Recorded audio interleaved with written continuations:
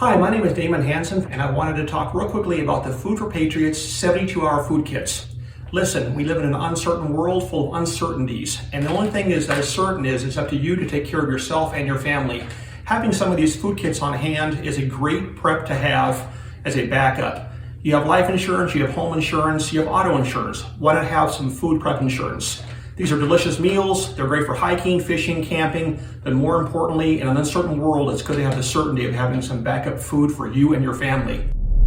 I was actually deployed to Hurricane Katrina. Being there for that time, I saw firsthand what can happen even in this greatest country in the world.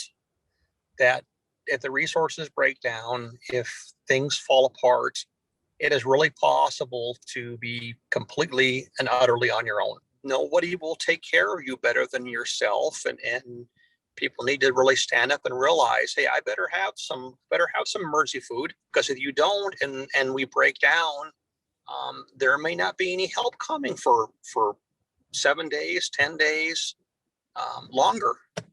Those 72-hour kits, I have regularly taken those camping with me. I will break open my little propane stove and I will heat it up and I will eat the food. It really is good food.